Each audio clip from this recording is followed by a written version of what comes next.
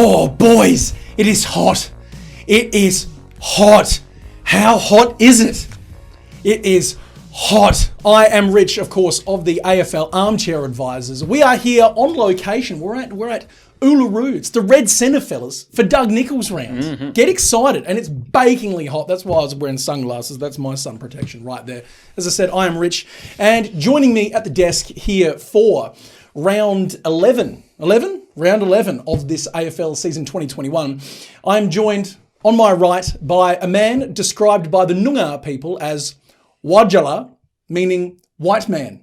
It is Sensible Dan. How are you, mate? I'm feeling very white, mate. I'm feeling good. It's a descriptive term. I'm ready to go. Yeah. I'm feeling good, mate. Feeling good, looking good. Excellent. And of course, on my left, we have a man who was described as Kartalipa by the Nandera people, which of course means defective or broken. It is our global field correspondent, Desmond Van Buss. How are you, mate? I am fantastic. I'm in my element here. Look at this bloke here. I'm in my element. You know, I'm in my element right now. They've nailed the description, though, for both of us, really. A white man and defective. Yeah. Nailed it. Boys, it's Doug Nicholls Round. It is. I'm keen as. I love this. This is honestly my favourite. I'm going to admit, I thought Doug Nicholls Round was one round. So this trip here, I didn't understand that this was for Doug Nicholls Round. Yeah. I didn't realise we were coming. I thought we were coming for a holiday. Well, you packed but light. Guess what? I wondered why you rocked up. This was all you're wearing. You had no luggage. I said, Des, we're going for 2 weeks. Do you have enough clothes? You said, I'm fine. I'm fine. Yeah, I thought we were here for 3 days. I don't do protection. No protection. No clothes, no food, no water. No protection. All sourced on land. But no, honestly, my favourite 2 rounds of the year now. I thought it was 1 round, but 2 rounds of the year, awesome. Love the Guernseys. Actually, I love. Out of the 18 teams, I haven't seen all of the Guernseys this year, but I normally love about 15 of the 18. 3 teams normally blow it. They're not that great, but true. I love the Guernseys. Love the Guernseys. Love the atmosphere. Like always get around it. So do you like Port Adelaide's? No. We'll leave that one be. We'll come to Dummy of the Week later. Oh, I see I gave it away.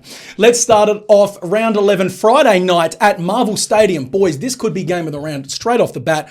1v2. It is the Western Bulldogs versus the Melbourne Demons. Now, sensible Wajala. Take it away, fella. What do you got for me? I am frothing for this game. Like, this is absolutely gargantuan. As big a regular season contest as you will get. This game, we've got Bont, McRae up against Track and Oliver. 4 guys who you would say are all in pretty much Brownlow nick. You potentially could even throw Maxi Gawn in there if you wanted to get serious about it. And both of these teams have got super potent attacks and the 2 stingiest defenses in the league. So it's set up to be an all-timer, an absolute classic. I'm genuinely fizzing. It really worries me, though, because how many times in the last couple of years have we seen a Friday night matchup that's just been a squib, a damp squib at that? But I'm looking forward to this. I don't have time to feel like that this round. No. I feel so good about these 2 teams putting on an absolute showstopper. Now, Treloar being out, does that make a dent in who you're tipping here? No. Does Salem being back make a dent in who you're tipping here? No. Interesting. So who are you tipping here? I'm going to be tipping the Dogs. Interesting. I prefer the Dogs. I like them. I think their style of play is more suited to the long game. Melbourne are a good football team, and there's no 2 ways about it. Probably be looking for some blood as well. They got embarrassed by a cellar dweller. They did. Up the mighty Crom. Yeah, awesome. But they're going to be wanting a victory here. But Dogs are just too deep. You say they lose Adam Treloar, but Bailey Smith just slots right into the midfield rotation when he's been sitting down on a wing. He does his best work inside. Surely Lipinski comes straight swap in. Yep. And obviously Treloar down to Lipinski, if you want to look at it like that. Yeah, it's a little bit of a drop off, but. Mm-hmm. That much of a drop off, I think the wheel just keeps turning. I think the Dogs are just, they're just going to be too good in this one. Des, what I'm interested in is what Melbourne side is this? How does this Melbourne team respond? They've hit a flat spot. They got embarrassed. Do they tuck their heads into the shells and they get pissy, or do they bounce back and say, "Nah, we're better than that. We're going to go hard. We're going to win this one"? I reckon they're going to do that next round. I don't know who they're playing in round 12, but I feel like the Doggies are just considerably stronger. Like, they rolled Port at home, looked amazing. They obviously, everyone watched last week's game. They just obliterated St Kilda. Mm-hmm. They're going to keep that form. I think Doggies are going to win comfortably. I think it's going to be a good game, and I think Melbourne are going to show fight. But I just always think, obviously they lost to Adelaide last week, which is a tough loss for them. But I even think back to the game against Sydney. Mm-hmm. If they play that footy, even from the last 2 weeks, they play that footy against the Doggies, they're going to get embarrassed bad. I really can't wait for Norton and Bruce versus Lever and May. That's massive. That's big huge. Too. There's so many storylines happening here. I'm a massive fan of this. As I said, Demons hit a flat spot. Salem's back. That's going to be massive. I wonder if that was the difference between them winning and losing last week. I genuinely do. But I'm going the Dogs. Going the Dogs here. We have a very early consensual consensus. I think it'll be about. I'm saying 25 plus. I think Doggies. Yeah, 25 plus. Yeah. I think Doggies will hit the board hard. I know, obviously Lever and May, but they're going to. Being at Etihad plays a lot more into the Dog style of play than the Demons as well. The Dogs love it at Etihad. Do you see that today? Fast deck, fast team. See that there was some stat today about how it was like a 25-point differential between Doggies at Etihad in comparison to any other ground in the AFL, and I think they had a comparison with the MCG. But if they get a home final, they love it. They love it at Marvel. They get a home final though, they're going to have to play at the MCG. That's a story for another day, but. That's going to hurt me. It's going to hurt him a lot. Now, I'm thinking I'm just going to try to do something a bit different this week, boys. We've had a few squib games in the past where we've said, no, they're shit and they're losing. No, you're poo and you're losing. They'll win easy.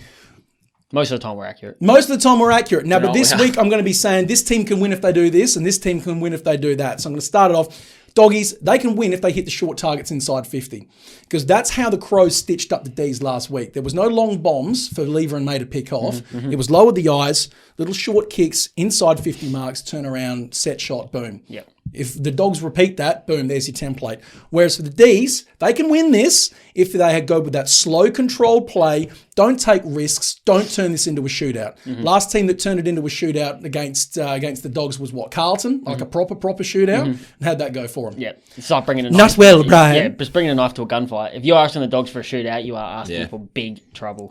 Spaghetti-o.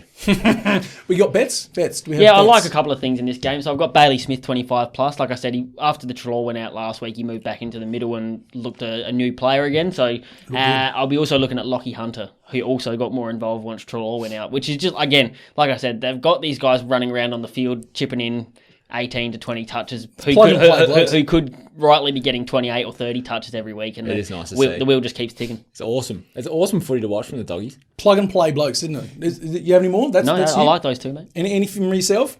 I was too busy sorting out this outfit. Sorting out this outfit. This is an outrage. Put this away. There's kids Bailey that watch Smith this ate your heart out. There's kids that watch this show. Bailey Smith would eat you for breakfast. I know he would. You got to give him a moment in the sun here. No. Can we make that?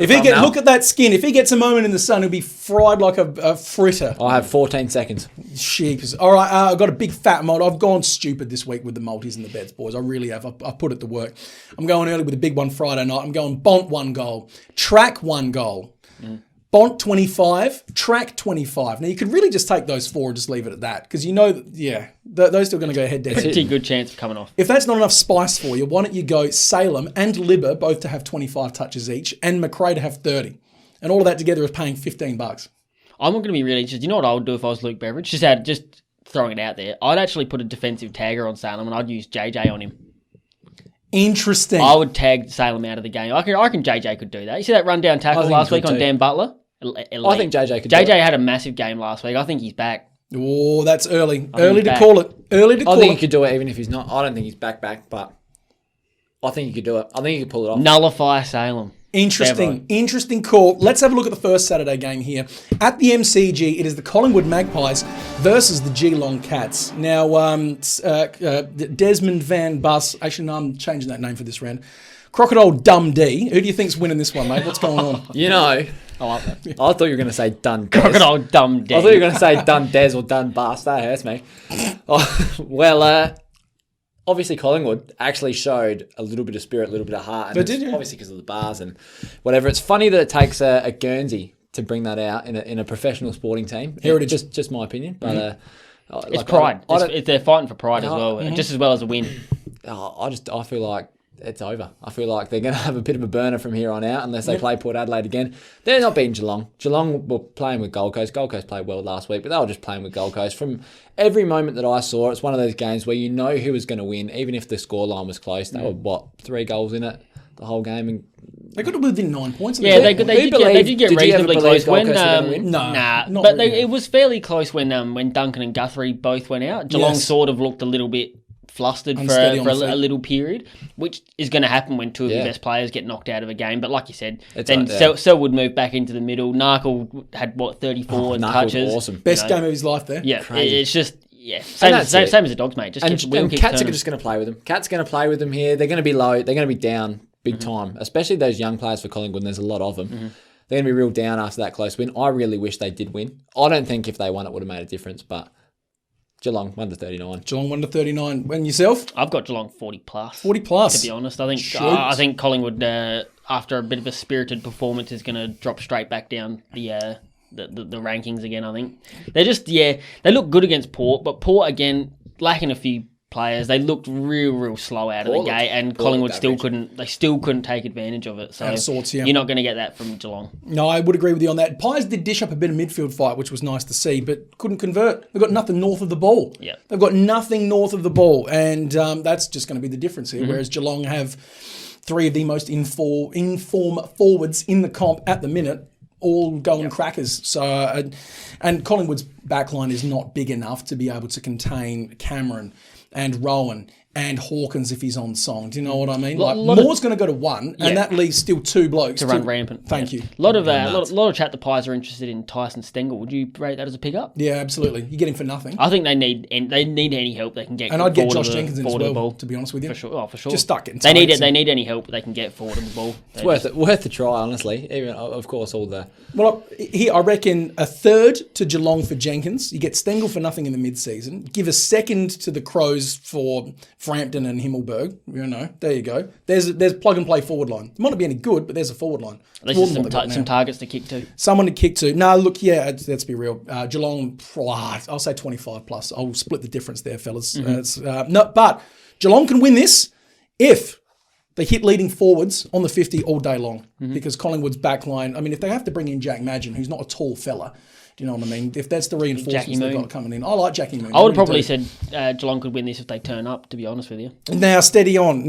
You could have said that about Melbourne last week, but how'd that go? Yeah, well, it doesn't matter. Go Crom. That's it. Crom's different. Crow's better than Pies, mate. We don't play, baby. If Geelong just hit those big key targets around about the 50 Easy yard done. all day, every day, that's job done. Pies can win this, though, I reckon, if they tag the living hell out of Selwood and Guthrie. Guthrie is going to be looking a bit shaky on the feet after that little niggle he's picked up. Selwood's the heart and soul. If they just play aggressive, hard, hitting the man all day, tag those two, they could be in with a chance. Yep. Could be in with a chance. Rate it. Bets, Brad Close, 1 goal plus. He always does it. Always does it. it. Every game this season. Every game. Caleb Poulter, the human mop, for 15 touches. He looked Human good. pole. He looked real good. He's looking real. He had 16 in his first game. He had about 22 last week, so 15 touches. I'm having that. Tay Adams, 25. Jack Crisp, 25. Selwood, 25. All paying $8 together. Lovely. The only one I added to that was Brandon Parfit for 20 plus. He'll lift. Yeah, If Duncan's out. he gets the job done most weeks for roughly 20 plus, so I'd And back him in especially here with Duncan out. for sure. Like with a Parfit. Nice. He's come into his own real. I'm glad. Obviously, I was riding the Parfit wave all last year. He's real come into his own. You just like the exhibit haircut when he had that going. Parfit. Well, we all sort of thought he was a bit more of a midfield type, but I actually think he works best when he does that sort of split half forward flank role. You know, goes in the middle a little bit, goes up forward a bit. I don't think he's a permanent on baller anymore. No, I think I don't think he's got too much ability elsewhere around the ground to I do agree. that. I think you're right. Play to your strengths, fellas. Play to your strengths. Let's have a look at the second Saturday game. It's at the Gabba. It's between the Brisbane Lions and the GWS Giants. Now, fellas, I really liked what I saw from the Giants. I predicted they'd get that win over West Coast last week. They didn't let me down. And they did it with a whole heap of randoms. They did it with Cumming. They did it with Iden. They did it with Green, who all of a sudden has just decided to be a really good midfielder slash half forward. As good as those blokes are, they're not going to be able to stop Lions, Zorko and Klug. Like, those three are all in All-Australian form at the minute. That could genuinely be... I mean, they're never going to... The All-Australian Sneakers are never going to select three blokes from the same team to be your All-Australian midfield. But if all three of them were in there, you'd be like, yeah, fair. All three of them are certainly in the running. I mean, realistically, Klug and Lions are probably in Brownlow contention. Lions has come into his own tenfold. He looks amazing at the moment. So, yeah, I can't agree with you more, really. I did really like what I saw from GWS, but like you said, I just don't think they've got the cattle to go with this Brisbane team at the moment. And they're big, like the big forwards at Brisbane, they're just going to shred that little GWS backline. Yep. Blokes like no Haynes, no Davis, you know what I mean? Like these are holes. What the best thing for GWS is at the moment, this is a great indicator that Kelly's going to stay, I think. I think so. Because I think that even though they're not going to be finals contenders this year, they're obviously building something, and they looked good with him as captain. You know, he looked right at home. He had a massive game himself, and that's what you want. Well, you say not finals contenders. If they keep scrapping out games the way they did against West Coast. I sort of mean like grand final contenders. Well, yeah, like they'll be one of those teams making up the numbers. I think they might scrape in, and that's probably about as good as they're at. That's a real win for them if they do. Nah, it's going to be a tough one. I'm disappointed this week when I realised that Brisbane were playing the Giants, because I wanted Giants to get a nice win. Like, they're on a bit of a roll. They rolled Richmond. Well, they didn't roll Richmond, sorry, but they played unreal against Richmond. Played a great game against Richmond. Got the win against West Coast. Yep. Oh, I love that. I tip West Coast, and I love that. Be nice if they could kind of keep the ball rolling, see if they could play some good footy, especially with those young guys. But unfortunately, I think they're going to get beat real bad. I think it's going to be 40 plus up at the Gabba. What team can beat a side that's sporting Slobby Robinson and Big Bad Beast Mode in the middle? I was just literally about to bring up, didn't Beast Mode come into his own? He seemed to have like a personal vendetta against Liam Baker as well. Like just those two were going at it. People to get mad those two were going at it. Those two were going at it all night. What I really loved though was Beast Mode was giving it to Baker, and Baker was just smiling back at him, like just copping it. Like two tough lads. Yeah, just two hard units. You do enjoy it. Just too hard units. And football needs more of that. Absolutely. And look, Beast Mode looks to have come into his own. He's quite comfortable getting his own footy. But you can just use him as a bit of a rough and tough guy. He loves it. Do you know he's only 24? Yeah. Yeah, he's only 24. I would have said like 28. You feel that, don't you? Yeah. He's been 28 for at least a decade. Just a legend. I wasn't really certain about the old Superman. No, do it. But do it. I love it. Just in terms of I don't really rate it that much. I mean, it's Cam Newton's thing, so just leave it out, mate. I'd prefer Beast Mode over Cam Newton. But I would prefer Brisbane over the GWS, which is why I'm pulling out this brand New Balance trainer right here to indicate that Brisbane is my shoe-in of the week. Shoe-in of the week. And I need to actually start calculating how I'm going for these. I feel like I'm winning. Poor.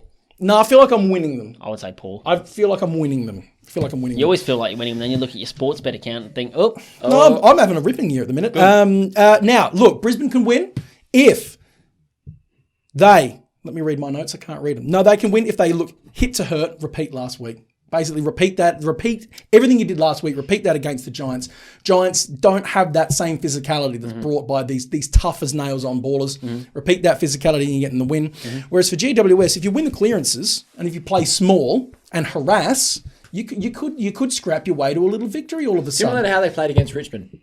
Very similar. They just got to hold on at the end. Yep. Simple as that. I mean, we all thought that was a big win on the weekend against West Coast. You do that at Brisbane against Brisbane. That's like one humongous. of the biggest wins of the year. And look, Brisbane won the clearances against the Tigers last week, 51-25. So if Giants get forward, get to the ball first, win the clearances out, and who knows? You could be in with a sniff. You got any bets for me? I do, yeah. Like obviously Hugo McCluggage for 25 plus. He's just tearing. It's unoriginal, but it makes money. Look, it doesn't need to be original to win money, mate, and that's all I really care about. In saying that, I do have a fairly unoriginal one here. Big Daniel Lloyd. Sam Lloyd?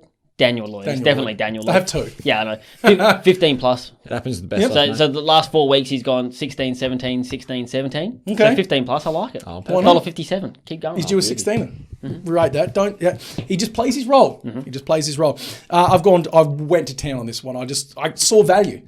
I just kept seeing value and I kept ticking the value. First things first, Zorko for an anytime goal. How much is that paying, do you reckon? $1.57. I was going to say, in my mind, I had $1.67, but that's way too high. I'm thinking like $1.40. How about $2.10? Hey? Yeah. Yes. $2.10? Yes, Zorko for one goal, $2.10. That is far out. Take that alone. Bank it. That's like my best value of the week. Take that alone. I didn't even find it. But I didn't stop there. I got Zorko 1 goal. I've got Stink Beans McCarthy 1 goal. I've got Zachy Bailey, who had 4 goals last week. I've got him for an anytime goal. I've got Big Tim Tam Tom Green for an anytime goal as well. Tim Tam. Tom, exactly. He's had, I think, 2 goal 2 last week, and I think he had one the week before as well. On fire. Dev Robinson for 15 touches. Now, like your mate Lloyd. Yep, There Daniel you go. Lloyd. I nearly said Reed. Daniel Lloyd, thank you. Lloyd. Now, like your mate, last couple of weeks he's been hitting the 16s, the 17s, the 18s. Take Robinson, that is, Dev Robinson. Robinson. It's Devin Robertson. Stitch up artist. I was so confused just then. He was confused, was he? I love Mine. that. The mind was blown. Dev Rob for 15. Klug, Lyons and Whitfield, all 25 plus touches. $37 multi, that one. Don't mind it. What a bertha. Don't mind it. What an absolute bertha. Des, did you know that in honour of us being up in the Red Centre, I'm actually drinking a traditional Indigenous beverage? Do you know what it is? Describe it to me. It is water. Can you please give us your scramble? Now, you're on thin ice this week because last week's was appalling. It was genuinely... Self-reflection week, was it not? Was it self-reflection week? I reflected and it was appalling. So you're on thin ice this week. It wasn't as bad as that, whatever, was it cock themed the other week? So, no, nothing, we're not plunging those depths again. Don't bring it back. So anything above that is good with me. Don't bring the memories back. Wow. All right. I've got a story for you boys. Because this week there's only 6 questions. But I've scrambled hard and there's no theme this week. There's no theme. But you guys, there's going to be... Remember our comparison round when we compared? No. We compared? That was last week. It was our self-reflection where you compared. Well, it's very similar to that. just let it be done. Go. All right. Dan, which AFL player reminds you of the spiky bit of a pineapple? The spiky bit of a pineapple. Correct. Matt Guelphy's had some pretty ordinary hairdos in the past, so I'll say him. Respect that. All right, Rich. Which AFL player reminds you of Dan, and which AFL player reminds you of me? I've been given the double. Yeah. I'll start with Dan. I reckon I'm a pretty easy layup, to be honest with you. I want to say Caleb Daniel, but that's just too easy because he's short. You got a bit of a Papley type of niggle about you. I'm going Tommy Papley. Yeah, Hear right. that laugh? No one laughs like that but Tom Papley. Yeah. And you are a 2 metre Peter Wright. Look at you. Oh, I wanted to hear something good. What's wrong with 2 metre? He had 3 goals last week. When was the last time you kicked 3 goals? Exactly. Yeah. Speechless. Yeah. Go on. Well, all right, Dan. Which player's mum would make the best creme brulee? Creme brulee. Paddy Lipinski's mum. He looks like he's come from a good home and looks like she'd be a good cook. No, you Fogarty, surely. Fogarty. Yeah. Look at him. He looks well fed. Schonberg. Fogarty was brought up on cartons of beer, mate. All right, Rich. Which AFL coach has the highest and lowest IQ? Now but let me just get in. This is, we don't know anything about coaches' IQs. I'm just getting in early here. This is not libelous. This is purely speculation. I take it back. Which is the highest IQ? The highest IQ Not coach lowest. going, probably Clarkson. Big brain. Probably Clarkson. Okay, You don't last this long and win that many flags without Big brain. yeah, Hours. with doo-doo head in the fruit. Who is the big poo-poo fruit coach? So Big poo-poo fruit coach. Who is the dum-dum? The big dum-dum. Yeah. It's hard to think, actually. It's hard. That's why. This is genuinely Just tough. say the club. I'm going to be honest with you. It's not because of his IQ, but I just think anyone who takes the North Melbourne job is a dumbass. So David Noble would get it for me. That's rough. Fair shout. That's rough. I like Noble. No, I like Noble, but I'm just saying. I elect to not answer this part of the question. That's okay. Which Western Bulldogs player, Dan? Which Western Bulldogs player would be a great bull rider and which would suck? Great bull rider. Bull rider, like what I've got the hat on for. I reckon Aaron Norton would be pretty good on a ball. He likes climbing packs. Got a bit of a leap about him. I reckon That is one of the best answers of Scramble ever. He'd probably be pretty handy with that. Who wouldn't be a good bull rider? Yes.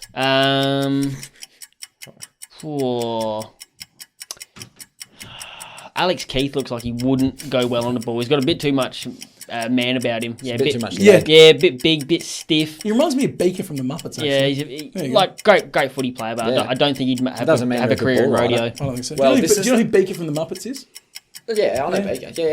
Yeah. It's actually very funny. You just didn't delay. Yeah. Go on then. This is the hardest question of Scramble Oh, jeez. of all time. Wait, who's got it? Not. Oh, Nah, it's come you, mate. on. Come on. Come on, Duck. Get it done with. Which AFL player reminds you of oregano? Of oregano. Oregano for the Australian listeners in the room. Oregano. Oregano. I don't even know what oregano is. It's just funny. It's a herb, you dim. Like I know that it's in the herb family. I just don't know. It's green. It's a green leaf in my head.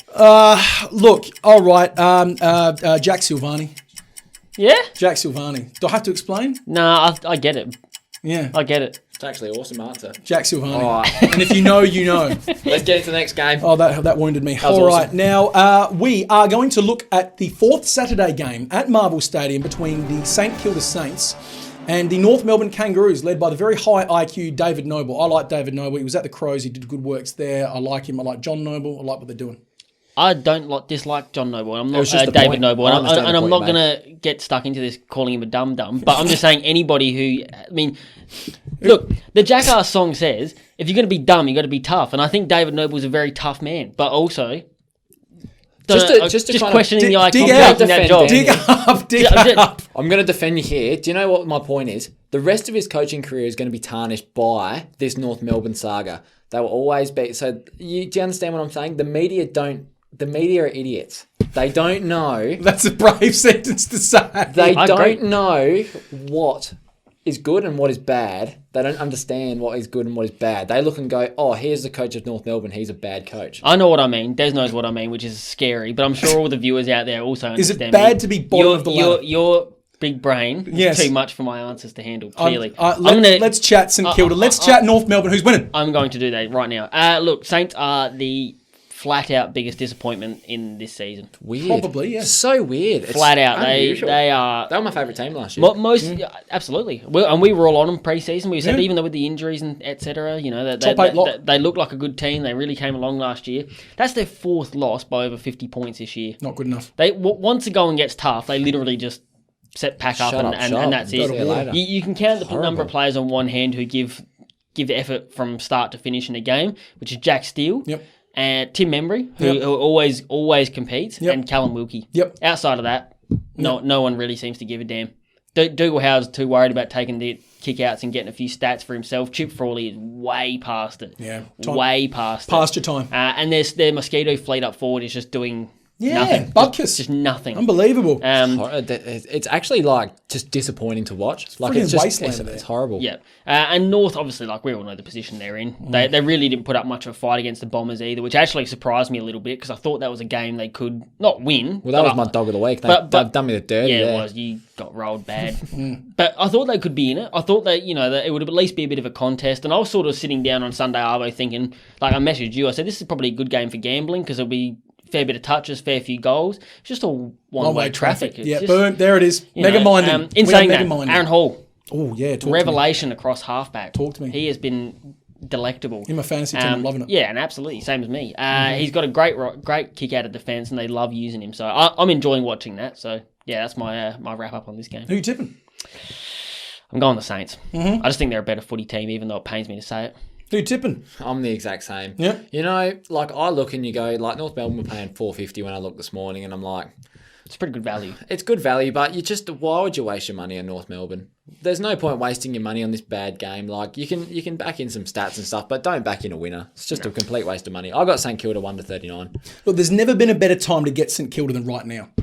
But there's never been a better time to get North Melbourne than right now. So on balance, you've got to say St Kilda you could trust slightly more to get the job done here. Yeah, You'd think, again, like 111 points, they got absolutely belted. Like, Ratton's already flagged a few changes. Like, Yes. they're going to be, like, making some big calls Well, let's this assume week. at least 5 changes. That's a lot of uncertainty for a team. So I am thinking, though, that's going to... Like, some of these guys who aren't getting a shot like your Tom Highmore wasn't, they're going to be wanting... Hungry. Luke Dunstan, he's Hungry. been averaging, 38, 40 touches in the VFL, like, just waiting for an opportunity. I think they could come out here and, like, have a bit of a bounce-back game. I don't think they're going to flog the Roos, but I think they need to make a statement. Well, they've played good footy. Like they should have been up against Geelong. Like they kicked like 1 goal 8 or something. Like that could have easily been 8 goal 1 if they kick straight. Yep. So they've shown that they can play good footy. Just whether they will or not. What's up here? This is the time to show it.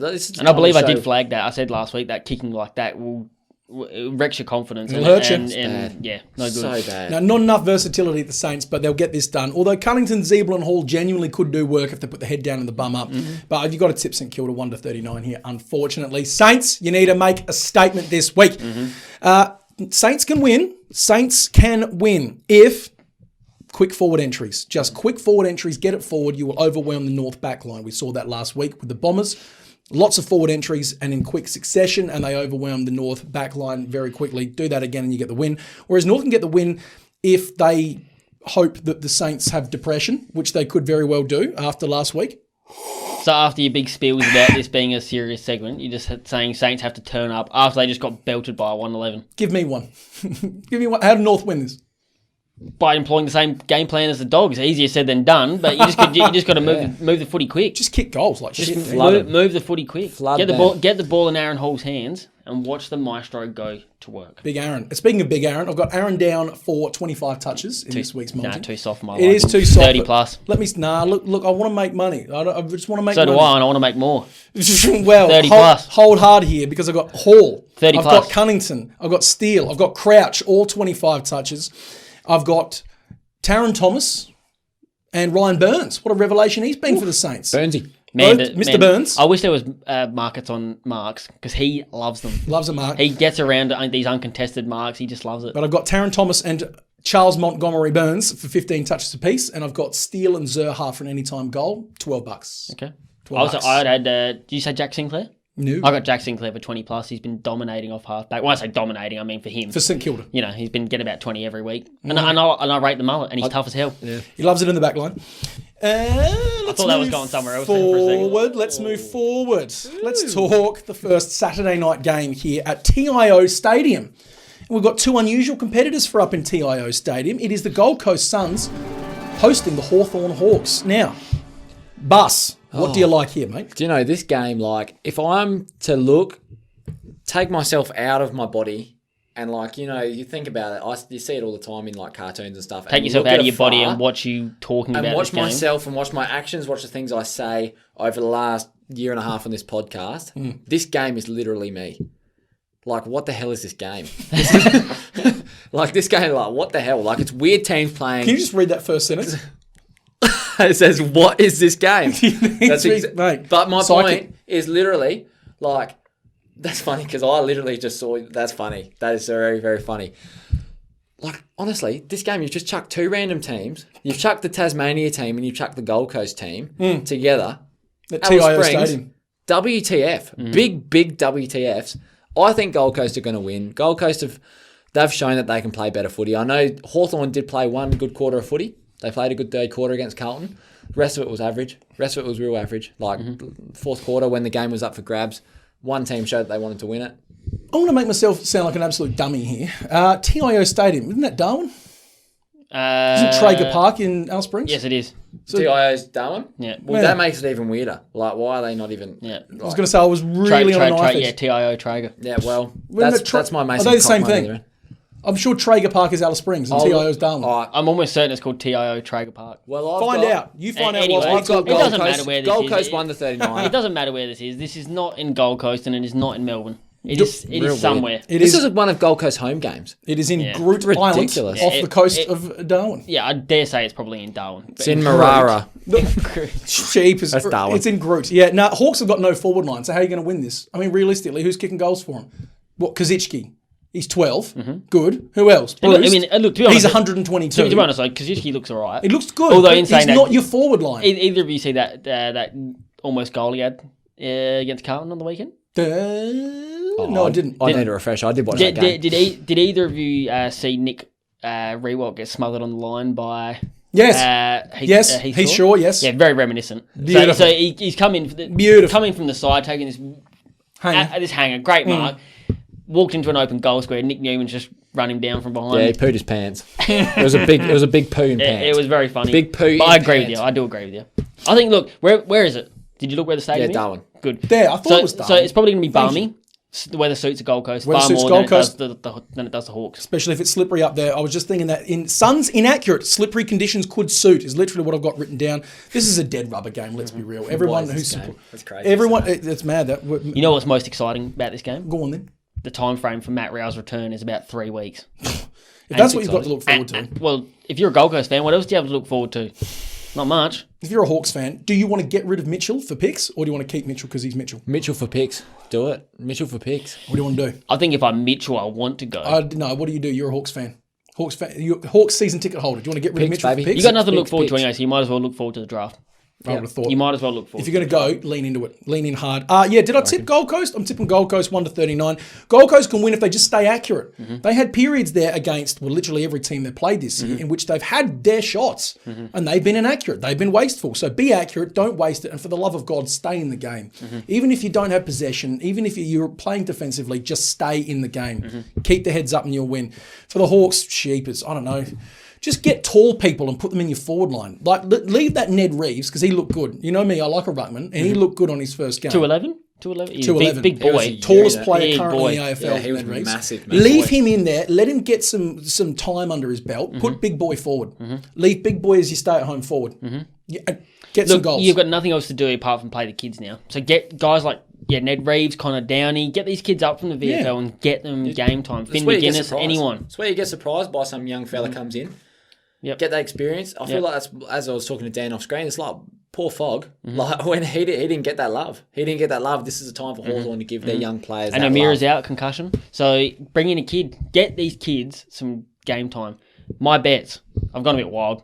He's got. I actually had a quiet one this one. I've still only got the 2 legs, but that's going on. Nah, for me it is because I'm sensible. He is sensible. But it is the quantity. So I've gone Titch 40 plus.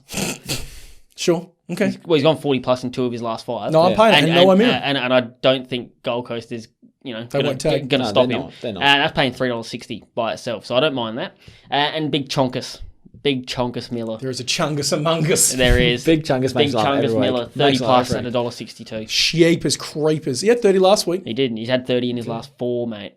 He is on. He's the man. Fire. I love Big Chungus. That's nicely done. I've not gone lusty on this one. I didn't actually find a lot of value that I liked personally in this game. So I just went Greenwood 1+ goal, Dylan Moore 1+ goal, Kaczynski 1+ goal. That's $4. Okay. Add any Titch 40 plus. Sheepers. We're eating lobster, Holy not oxygen. Yeehaw, baby. Julius Dulius. Yeehaw. Alrighty, your second Saturday night game is at Opt Ars Stadium, and it is the West Coast Eagles versus the Essendon Bombers. Fellas, I think it's pretty obvious to say what's going to happen here. The Eagles are at home, which means the Eagles are going to have a win. Now, the Dons, their midfield has been cutting the mustard lately. They are on fire. That entire midfield. It's like the rejuvenation of Darcy Parish. He's like a boat, just cruising through, making a bow wave, and he's bringing all the flotsam and jetsam of Essendon behind him. But they're all bobbing along behind him. It's not even really a rejuvenation. It's more like a breakout. It is a breakout. Because they've finally decided, hey, this midfielder we drafted real high in the draft is a midfielder. He actually plays well in the midfield. Who'd have thunk it? I still think the forward line's rough for Essendon. It's funny because that is legitimately true, though. That is legitimately true. Like in a professional sporting club. So stupid. Far but out. their forward line is a little bit. How you going? It's a bit dusty. You know who I did enjoy watching on the weekends? Alec Waterman. Yeah. He's got a bit of shit about him. He's a big, thick unit. He actually reminds me of Stewie Jew. He's got that left foot goal he kicked out of the square. You're saying that. That's Humongous. interesting. He's humongous. He's got an absolute cannon. I love him. I do enjoy big it. into him. Do you think that the Essendon midfield will struggle on the wide expanse of Optus? I do. Hence why I said it. I just think they'll struggle because the Eagles just tend to play well on Optus. Yeah, They love the wide expanses, keep the ball away. But they don't seem to be maintaining possession much their last couple of games. Do you know what I mean? Yeah, but That chippy game's not working too much. I think it will here. I think this is a get right game. And then they'll go away next week and it'll be a get wrong game. I don't understand how the Eagles are the biggest Tanty team in the whole competition. Like the biggest Tanty team being, like they play so well at home, and this is obvious. Like this is an obvious point that everyone knows. But how bad they play when they're away, like what? It's bizarre.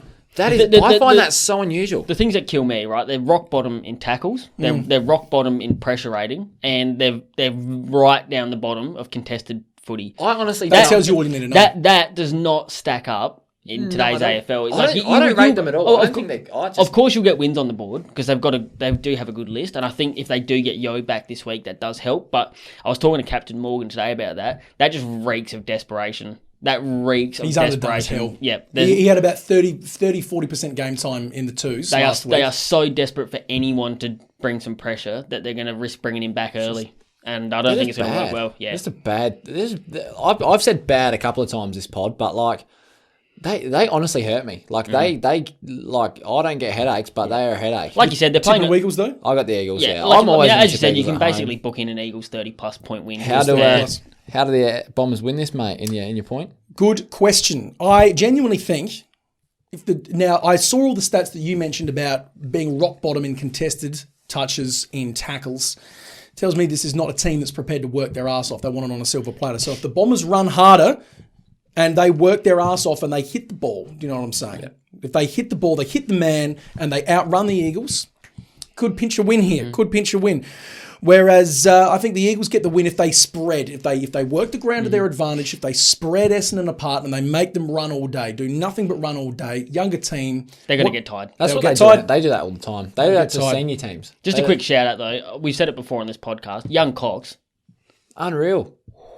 mate, he is going to be. When he gets his rookie nomination this year, he could be rookie of the year. It's like $8. Is it? Yeah, he hasn't got a rising star yet. What did I say? Rookie nomination. I meant Yeah. rising star. You know what I mean? It's okay, mate. You're out in the stick. No, I'm more meant that. How has he not had one yet? Exactly. I'm sure he had No, one. he No, he hasn't. hasn't. We had this conversation when you sent it to me a couple of days ago. But even if he doesn't, I mean, he is going to be $8-9 a it is, freak by the way. in the AFL because he's just Cheat got code. he's got everything. The dude's a cheat code. Everything. It's awesome. Let's talk bets. Now, it is, of course, it's Doug Nicholls round. Okay. Now, I'll tell you who bloody gets up and about for Doug Nicholls round. There's two men. Two men in particular. You can book them in to put their best foot forward every single Doug Nicholls round. I'm talking Liam Ryan and I'm talking Anthony McDonald, Tipung Woody. I've got them both down for a goal each. I've also got Harrison Jones for one goal. Now, that was paying like $1.60 something, and he had 3 last week. That's rude. He's quietly getting about it. I like him a lot. Yep, absolutely. Like him a lot. I've got T. Kelly, and I've got T. Kelly for 25 touches, and I've got Will Snelling for 15 touches, and that's paying $5. Yep. I've got Andy McGrath 25 plus $1.53 and Jackie Darling for 2+ goals. Nicely done. Do you have anything? Nothing. I got a question. You do not get sports bet reception when you have no phone. Okay, True. hard to put bets in. Hey, just for the long-time followers as well, the iPhone has been wet. The iPhone has been wet, and I am getting a replacement soon.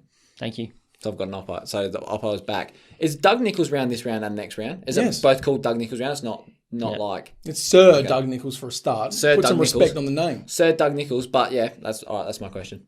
Indeed. That's well, you're a dummy for going to iPhone. I told you to stay with the Oppo. No. I'm upset. Speaking I'm of getting dummies, you know what that means it's time for.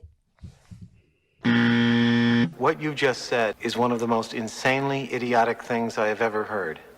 Everyone in this room is now dumber for having listened to it. Dummy of the week. Yes, indeed. Fellas, it is Dummy of the Week. It is Dummy of the Week. And it has been an absolutely thumping bloody week for dummies, I tell you. Can I just punch out a couple of quick ones? Because otherwise this segment will go 20 minutes if I let it. A couple of quick ones. First things first, Willie Rioli. All right. Now, you're out on your ass from the club. You've been done for drugs again, which is dumb enough in its own right. What does big Wilbo Baggins do on a Friday night? He's watching the footy. He sees Marlon Pickett get done for clotheslining a bloke. So he jumps on Instagram and has a big rant about how the media's doing him down and the media's making things worse and leave. Free Marlon. He didn't do it. Free my man Marlon. He didn't do it. Leave him be. Shut up. Willie, bruv, you're in enough hot water. You haven't been at the club in 2 years, okay? You're in an absolute hole. Whether or not you think you've got a good point or a bad point, don't open yourself up. Stay home. Read a book or something. And I reckon you agree with me here. I've seen John Bradshaw Layfield hit softer clothesline than Marlene Pickett. It wasn't that, yeah. It was not pretty. It was disgrace. Don't try and stick up for him. No, it's horrible. It was. And by the way, JBL hits the hardest clothesline of all time for those that don't understand. Clothesline from hell, brother. Oh my goodness. He has best finisher. Top 5. I said in the chat to you the second it happened, I said, well, Mr. Pickett can book himself a week's free holiday, courtesy of Michael Christian Airlines. Where are you going? Home. That's where you're going. And certainly that's what happened. The individual formerly known as Dean Laidley, fronting court again for breaching a restraining order. Now, once again, you've been in the public eye. You've been battling with the media. You've been battling with the cops. The very last thing you should be doing is putting yourself in a situation where you're coming into contact with the cops again. Just stay home. Have a cup of tea and a biscuit, all right? Get well.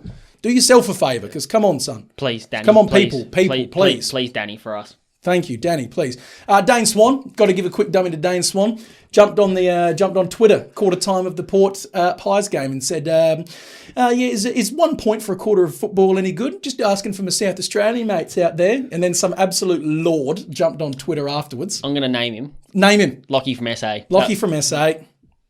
Bless ups. Bless ups to Lockie who said, dear Dane, Lockie from SA here. Yeah, 1 point's pretty good when that's what you win by. Thanks very much, mate. Regards, Lockie from SA. I'm going to stick up for Dane here. Yeah. Because if you're a Brownlow medalist and a premiership player, you can say what you want. Because Lockie from SA has not won a Brownlow medal. I'm in both camps. You bang on. I just dumb for putting it up, but I respect the fact that even when it failed, he kept it up. He didn't care. This he is true. doesn't care. He just kept it up. He doesn't it's care good because content. you know what? Who He's cares? the man. He's the man. Brownlow medal, premiership, and then you can come at him. It's the prime example of if you're going to dish it out, you have to be willing to cop it back. And he'd Dane's be like, laughing. Fair He would think enough, that's I'll funny. wear that. He would find that humorous. On you, Dane. No, true. I've got to give one to Shea Bolton.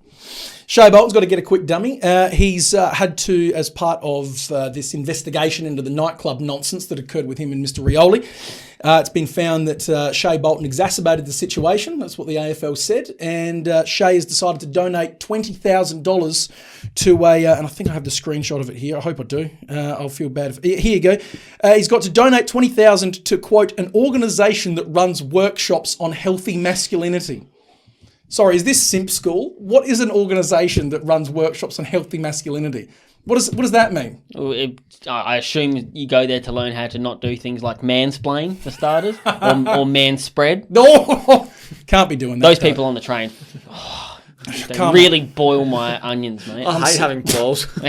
Jeepers, Shay. Come on, son. The AFL in general's got a cop one here for coming out and saying that the supposed deliberate out of bounds handball from Nick Murray at the Crows was a deliberate. I can tell you, I was at that game. I was sitting in that pocket. If you look hard enough at the vision, zoom in and you'll see me going at some point. And genuinely, I looked that stupid at the time.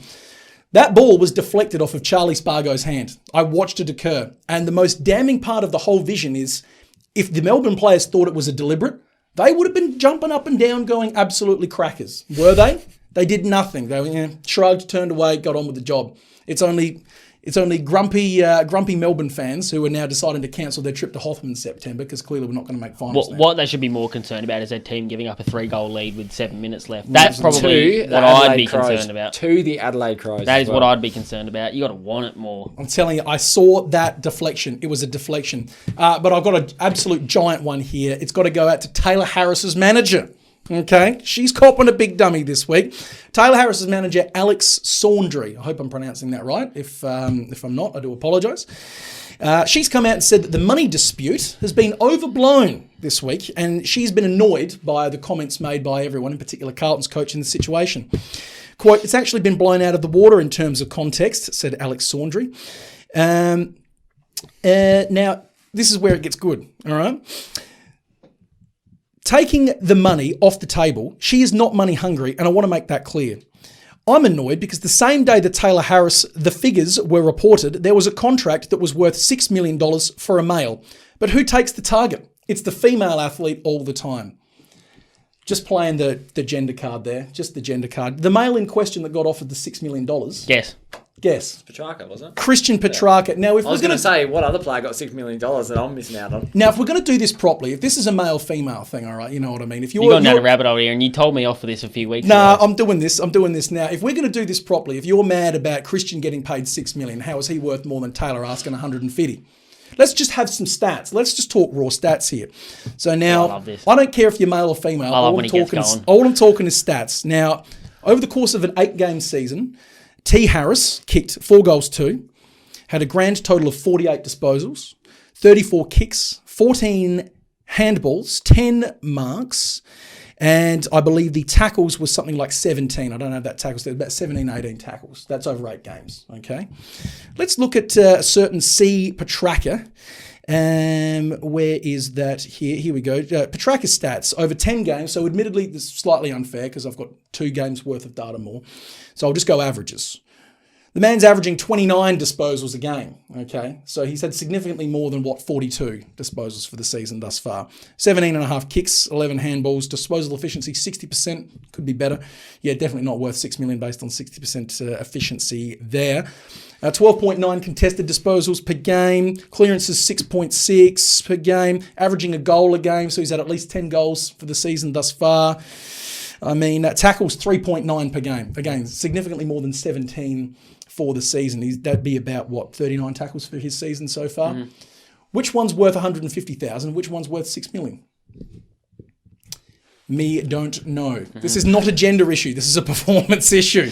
And in a fledgling league that's got bugger all money to go around, there are players worth 150. Yes, there are. Yes, there are. I'd pay. And we've got two of them. Absolutely. As I said to you, being Adelaide. This is my point weeks ago. You didn't want to bar it. I'm glad you're finally on my team. There are players worth. There are players worth that money. Feels good. Just not Taylor Harris, unfortunately. No.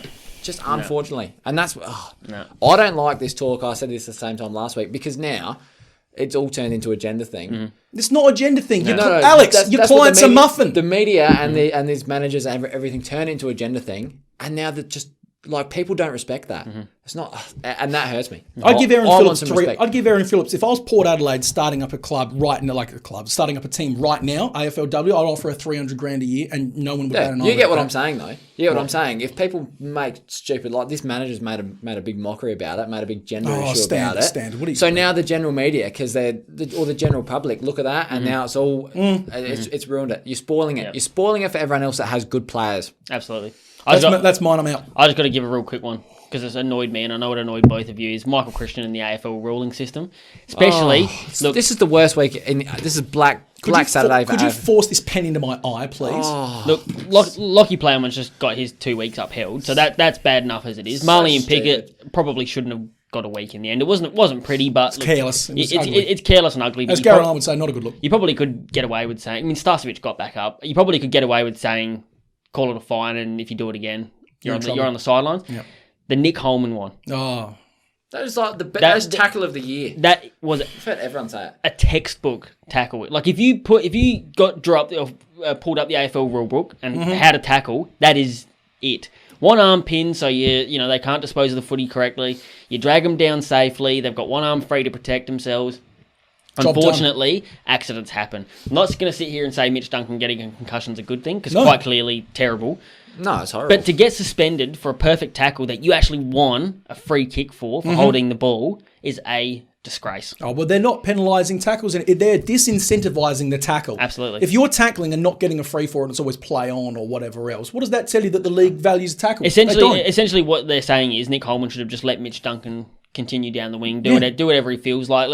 It's crap. It's absolute nonsense. Pull your head in, Christian. Yeah, and that's exactly right. Michael Christian is the problem. Yeah. The AFL rule system is a joke, but Michael Christian, look at the vision of that and tell me for 1 second that Nick Holman had any intent. What could he have done better? Any intent to hurt Mitch Duncan at all? I don't think he could have done laid a better tackle. He couldn't have done anything. I don't think he could have laid a better tackle. He couldn't have done it. He tried to roll him to prevent it as well. Unfortunately, Duncan's leg just got caught, and like I said, accidents happen. They do. Look, it's contact sport, mate. Where does it start? Where does it end? If you had the ball right, and I hip and shoulder you from the side, and you put a foot out, like you turn your foot in order to brace yourself against that force, and you twist your knee, you do an ACL. Should I get weeks for that because you did an ACL and it was my fault? Where does it start and stop? Pull your head in, Christian. And Port Adelaide as well. Port Adelaide get a dummy of the week too.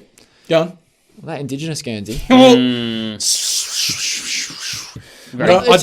just a dummy because obviously competitions and whatever, but like. Do your due diligence. Is that what you're saying? That's exactly what I'm saying. Do your due diligence. I'm not saying you know exactly what I'm saying. It's just a rock in a hard place for Port Adelaide. No good. And that is dumb because they're as I've said 3 times this about other teams. I said it about Collingwood and I said it about North Melbourne. I believe professional sporting teams should do better. Unlike Jack Watts, Port Adelaide got out of jail free on that one. Let us move to our... We should have done a whole pod for Dummy this week. It's a monster. Let's do our first Sunday game, fellas, at the MCG. It is the Richmond Tigers versus the Adelaide Crows, and I think this one's pretty straightforward. Crows had a ripping win. We can all appreciate that. It's our win of the year. That's our best. That'll be our best win of the year. Or Geelong, round 1. I think that was better because it was just better because we weren't supposed to win. Like I know we weren't supposed to win Geelong, but we weren't in it. Well, And I don't think the Crows are realistically going to be in this one. Richmond's got reinforcements coming back big time. Crows were consistent and valiant, but consistency and valiance is not valiance. We kick straight. Valiance. We kick straight too. That was a big one. Yeah, a big one. Yeah. Crows lowered the eyes and they found targets at long last. If you bomb the ball inside the 50, you can expect it back with interest. If you lower the eyes, find a target in the 50, hit that target, you'll kick goals. You'll kick a winning score. It's the easiest formula out there. Yeah, But this is Richmond, let's be real. I'm sorry, they're just too good here. Yeah. The only good thing is, like, now, this game has a little bit of intrigue to it. Because, 4 or 5 days ago before the Melbourne game, I looked at our run and I was thinking, good grief. We said it. We were coming off a poor run as is. Then getting Melbourne, who obviously one of the form teams, then getting Richmond, and I was like, this is just horrid. Like, we are tracking so badly here. At least we've got something to go into this game with a bit of confidence now. And again, like, I know the Tigers are getting some cattle back, but they've never been more gettable than what they are right now. Because their form is like this. 1 week they look great, the next week they just look ordinary. How'd they look last week? Ordinary. So how are they going to look this week? Well, thank you very much. Mathematics. I'm not saying the Crows are going to win, because I don't think we will, but there's at least a little bit of reason for hope. There's a little bit of reason going in as a fan. Yeah, there's a bit of reason going in as a fan thinking, if they follow Richie's advice here, what they can do to win, they could legitimately come close to getting a win in this game. Before I hear any bets, before I hear your advice, I've made a big call for the rest of the year. Geelong was my call last year. I come up short. It was Brisbane last year, wasn't it? Geelong to win the flag. It's my flag call. It's the Des flag call of the year. Big call here. It's not that big because I've got Richmond to win the flag. $8 on Sportsbet. I put it with a little fighter, so it's actually paying around $11, which was nice because the fighter won on the weekend. Knockout, first minute. Nice. Bang, exactly right on the minute too. I like that for my OCD. But no, honestly, Richmond $8. You pair that with something and you get like I paired it with something that was $1.25. It was some dude that was going to definitely win. Like it was just to give me fight. You mix it together with something and you get like $12 odds for Richmond in the flag. That is not bad. James Jordan. Rising star, that's what I'm pairing that with. Let me tell you that. Not bad. Well, that's gonna pay a fair amount. That's gonna pay a fair amount then. But $8 on its own for Richmond. What do they want? Yeah, 3 out of the last 4. I don't know if any of you can hear this at home. I do apologise, but it's raining. There is a little bit of rain outside. It is raining on the rock. Yeah, there's a little bit of rain outside. It is raining on the rock in the desert. Do you know what the rain? I know it looks quite sunny out here, but we're just right under this. That's that evaporation. The rain started when you started talking about that dummy, and I'm like, Sensible Dan is now the weatherman. It is. Right, get the rain stick out. Storm from the X-Men. It's water on the rock, and we love it. What else do I have to say? Look, Richmond win if they be first to the ball. Be first to the ball. They lost the clearances, 51-25. Yep. They didn't win the hard ball gets. You had big Sookie baby Hardwick whining, it's tough to win games when you're not first to the ball. Yes, this is true. So tell your blokes to go in and get the ball out before anyone else does, and then you might win a game. Have a crack at that one there, fella. Harass the kids, right? The Crows are a young side. If you harass them and put pressure on, they're not going to like it because they're a bunch of toddlers. Yep. Crows can win if they lower the eyes, hit targets going inside 50. Maintain your composure. Richmond are going to pressure. Maintain the composure. Hit targets inside 50. And tag Dusty. Get a Robbo. Get a slobby Robbo from Brisbane. I reckon Ben Keys could step back into that role for 1 week. What I also think, again, easier said than done sometimes, bring that level of pressure that they brought against Geelong week 1. Because Richmond don't do well. We saw it on the weekend against Brisbane. Sydney, Brisbane. Hawthorn even put a bit of pressure on them. They didn't do well. Richmond love to dole it out, but when it comes back at them, they seem to be a little bit more sort of susceptible to it this year. So try and put a bit of pressure on. Get what they bring to you, give them straight back. Also avoid Bolter and Hooley at all cost. You do that, you're laughing. Bets wise, I've got Martin, Castagna, 1+ goals for the game, obviously. Hooley and Baker, 25 touches apiece. That's paying $5.10. Lovely. Got nothing for the Crows fans on that one. I've got Dusty 25 plus $1.72. I don't think he'll get tagged, and I think he will have a fairly big game. He loves playing the Crows. Back on the G, loves playing the Crows, and the Crows are giving up disposals and goals to midfielders like no tomorrow. Thank God Richmond's back at the G. Thank God they're back at the G, Desmond. It's actually very, very good, and they've got a very nice run on the way home for my $8 premiership bet. They do, yeah, because it's probably all on the MCG. Baby. Get on it now, boys. And Baby Seed as well, girls. 25 plus. Yeah, because he's been just ticking along nicely, which little is good 5 to see. seeds. And also Tigers 1 to 39, $2.25, lock of the week. Like that a lot. Lock of the week. Liking that a lot. Let's look at the second Sunday game, fellas, at the SCG. It is the Sydney Swans and the Carlton Blues. Now then, Crocodile Dundes, what do you have for this one, mate? What are you liking? Oh, he's got the head out. Out of all the underdogs You this don't like week, the Blues in this game. out of all of the underdogs No one likes this the week, Blues in this game. Out of all the underdogs this week, I'm backing in the Blues here. Oh, my good Backing God. the Blues. I'm putting it out there that if I was doing a tipping competition, I would 100% tip Sydney because everyone is going to tip Sydney. And What do you think is the point of the show that we do? Hear me out here. No. I'm making the point. I'm here for betting, all right? And the value, it's like $2.60 or something for Carlton. I think Carlton can do it. You know what? I'd genuinely rather put my money on North Melbourne at $4.50. I wouldn't because Saints. I put money on North Melbourne to beat Hawthorn. I made this call and I got hated on. I remember it was a long time ago when I was in Des Senior's Desdicles, and I made the call of Carlton's first win of the year in 2019. They were 0-5. Made the big call. I was hated on. But you're known for your big calls. And guess what you also did? You also made a call earlier on this year that GWS were going to finish rock bottom of the table. Desmond. Not good. Desmond, I'm going to ask you a simple question right now. Who are you tipping in this game? Carlton are going to win. But I'm saying I'm being strategic here. I'm being strategic. You've got to understand, if you're tipping, you want to tip the same as everyone else and just pick them apart.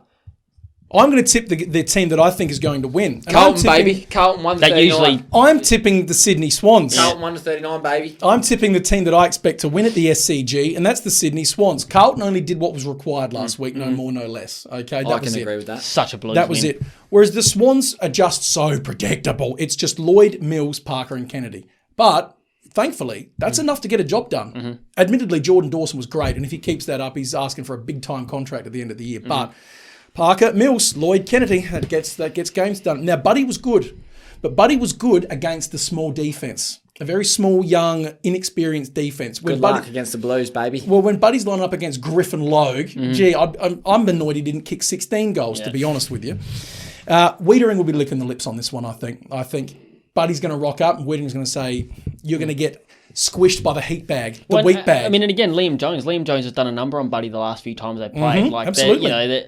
It's not going to be easy going. No, it won't. But having said that, Carlton lack class through the middle at the minute. They're going to get exposed in the midfield by that awesome Swans on-ball unit. They'll win it at the coalface. Carlton's back's going to be the only one siege. who won't is Sam Walsh. Yeah. So that first quarter, I thought he was going to have an all-time type of game against the Hawks the other day. Until Cole Hardigan decided to give him an ear massage with the point of his elbow. Either of you see that? It's just ridiculous. The clack. Dirty grot. Kyle Hardigan, and I'm making the worst part about me. Say this, he's my least favourite player in the AFL. You'd be up there. The worst part about that for me. Harry Maguire. Harry Maguire plays for Manchester United. So Harry Kane, what did he say? So Harry Mackay. Harry Kewell, go on. Turned, looked at Sam Welsh dead on the floor, and then just walked off. Bad for culture, that. That's no good. Good for culture. Get stuck into him. Eddie Betts was behind, saw the whole thing happen, just kept walking. Mate, get stuck into Hardigan? Go and give him some. If I saw one of my teammates get elbowed in the back of the head, if it was Des, I'd say good job, and hopefully that's fixed him.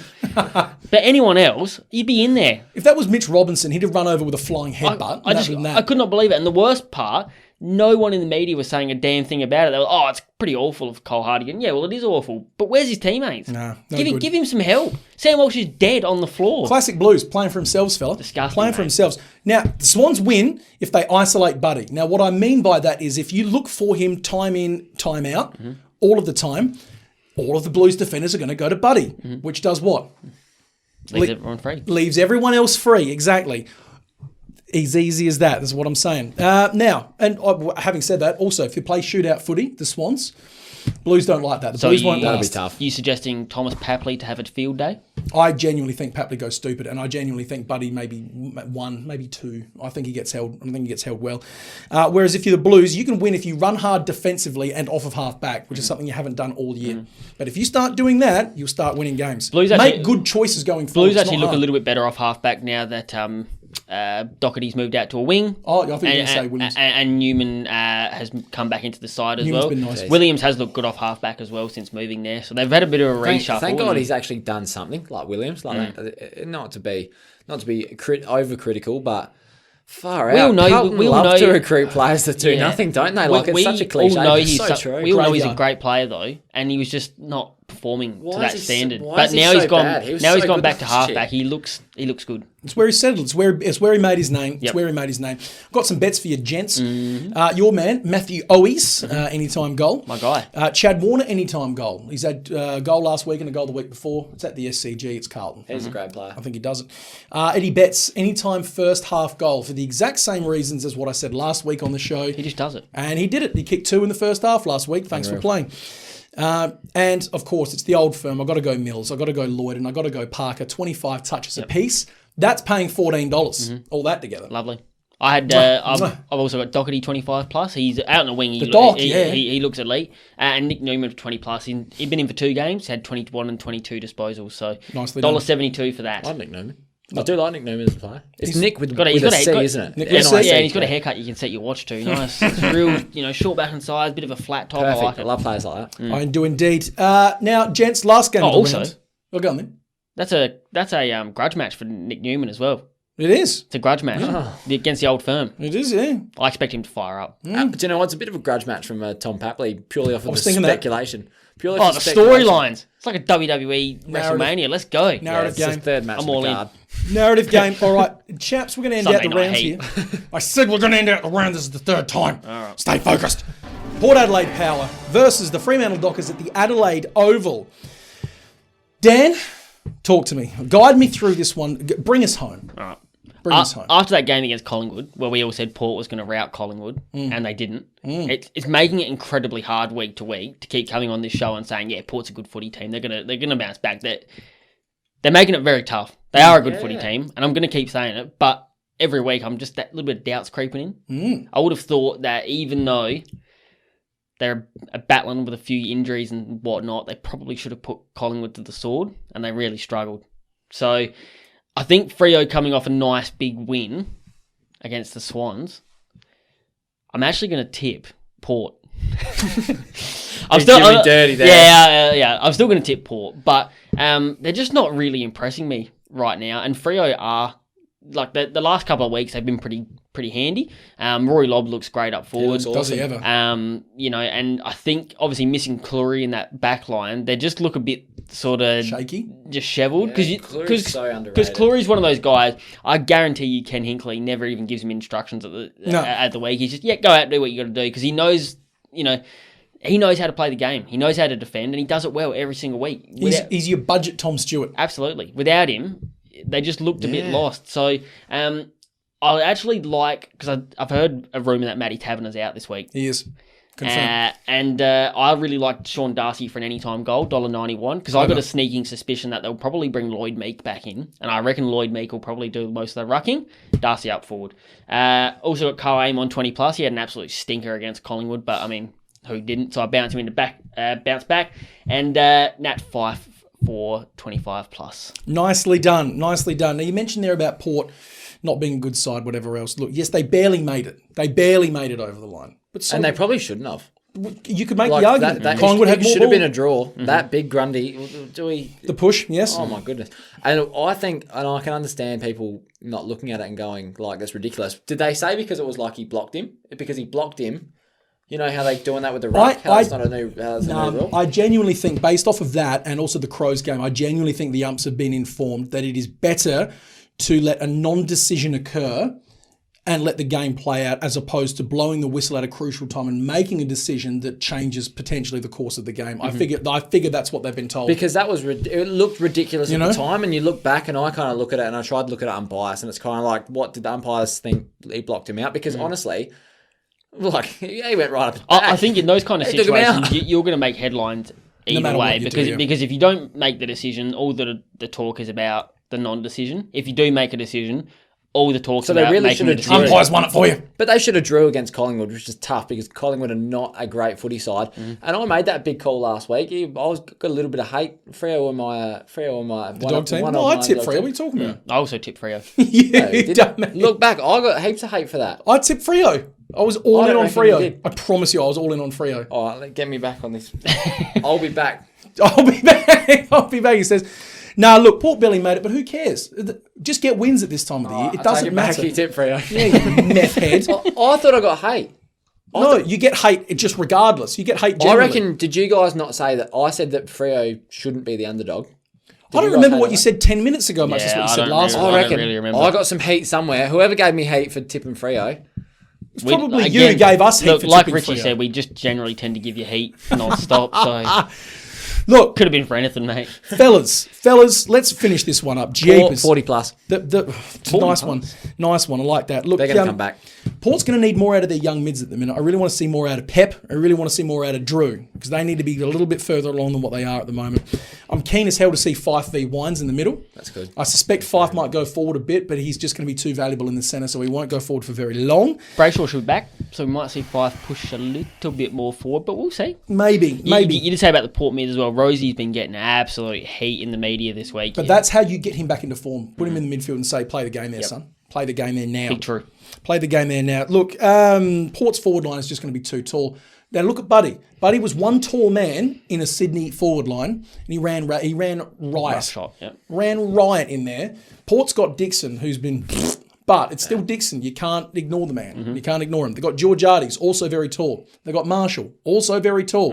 They've got Laddams, who will probably fling in there at some point in exchange for Dixon, also very tall. 4 very tall men. They need to make a decision on either Laddams, on Marshall or Georgiades, and just roll with either one or neither. I would have thought so, but look, all they have to, Power's forward line's going to be too tall, and they're getting the win here, 1-39 for mine. Now, Port win if they can actually find a forward structure that works and stick to it. Yep. Now, for mine, Dixon should be the stay-at-home full forward.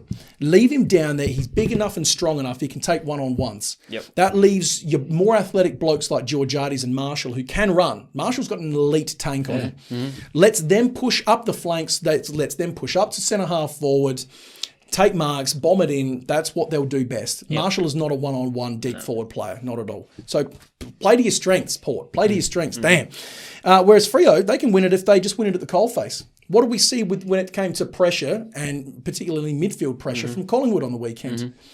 They were besting, or at least, And Freo play footy like that. Yeah, they Freo play their footy. As I say every week, they're crisp. When they play good footy, real crisp, real nice to watch. And they are grinders. They run for 4 quarters. And if they were just a little bit, I think if they just had a little bit more experience, they could give Port a real tough run here. But I feel like Port are going to fire up big time. I agree. And put it up them. I agree. But so there you go. It's all before him. Last little bet to get it out the way. It is Sir Doug Nicholls Round. Stephen Motlop. He's let me down the last 2 weeks. No goals. He won't this time. He's not doing no way. At home, fans, Doug Nicholls, guarantee the family will be in attendance as they should be, and we love to see that. He's getting a goal. Yep. Same with Mickey Walters. He'll have a goal. Yep. Sun. Yep. Comes from Sejuna. He does. And he loves Sun. He loves Doug Nicholls more than just about anybody. So. He always gets up for these games, and I bloody love that because when he's on, he's on. Big slobby lobby. Rory Lobb, anytime goal. He had about 4 last week. Love that. 5.25. Monday 25. That's $8 altogether. Not bad. And that is that. And that is that. That is that. Thank you very much for joining us here in the Red Centre for round 11 of this AFL season 2021. If you're watching on YouTube, like and subscribe. Subscribe, baby. Like and subscribe. Big fat S's. Where's the button? I think the button's there, possibly. Like and subscribe. Down here somewhere. Very, very or good. even over there, wherever it is. Like and subscribe. Please, tell a mate, tell one friend your friends. about the show. Tell your friends. Come on, Spread the love. Spread the love. I don't dress up like this every week. You do. For you guys not to subscribe. I was going to say you don't do it for fun, but I was like, yeah, you do. Yeah, he does. He does in the bedroom. He does in the bathroom. If we get, by the end of the season, if we get 500 subscribers, there will be an Armchair Advisor 5-man calendar. Starring one man. Well, I'm neither. not involved in that old shit. Starring the bus. How do folks get in touch with us, Dan? Facebook, as Armchair Advisors. Instagram, Twitter, Armchair AD. Go there, DM us, send us whatever. We just love hearing it. We love hearing anything. It's the best. Just get around us. Please, we're begging. We're absolutely begging you. No, we're not desperate though, but we are a little bit. Take care. We'll see you next week. Uluru.